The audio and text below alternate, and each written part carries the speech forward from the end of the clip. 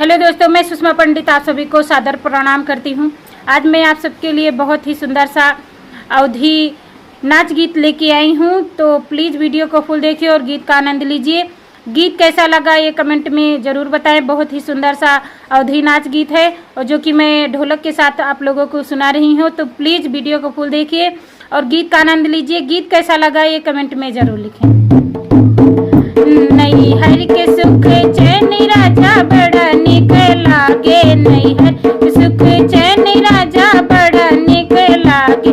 तुहार लागे सासू हमार लागे मम्मी, तुहार लागे सासू हमार लागे मम्मी।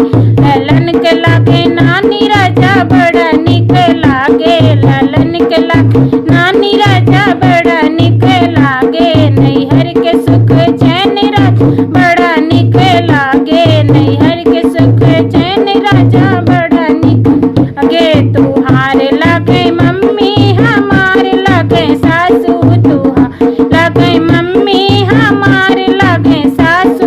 ललन के लागे दादी राजा बड़ा बुरा लागे, ललन के लागे दादी राजा बड़ा बुरा लागे। नैहर के सुख चैन राजा बड़ा निक लागे, नैहर के सुख चैन राजा बड़ा निक लागे। तुहार लागे भाभी हमार लागे जीजी, तुहार लागे भाभी हमार लागे जीजी। ललन के बड़ी मम्मी राजा बड़ा बुरा लागे, ललन के बड़ी मम्मी राजा बड़ा बुरा लागे।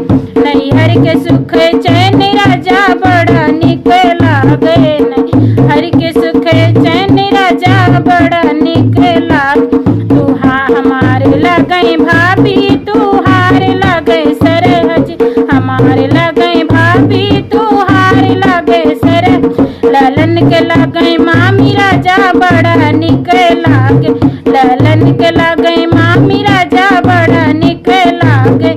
नैहर के सुख चैन राजा बड़ा निक लागे, नैहर के सुख चैन राजा बड़ा निक लागे। तुहार लगे साली हमार लगे बहन, तुहार लगे साली हमार लगे बहन। ललन के लगे मौसी राजा बड़ा निक लागे, ललन के लगे मौसी राजा बड़ा निक लागे। नैहर के सुख चैन राजा बड़ा निक लागे, नैहर के सुख चैन राजा बड़ा निक लागे। तुहार लागे बहनी हमार लागे ननदी, तुहार लागे बहनी हमार लागे ननदी। ललन के लागे बुआ राजा बड़ा बुरा लागे, ललन के लागे बुआ राजा बड़ा बुरा लागे। नैहर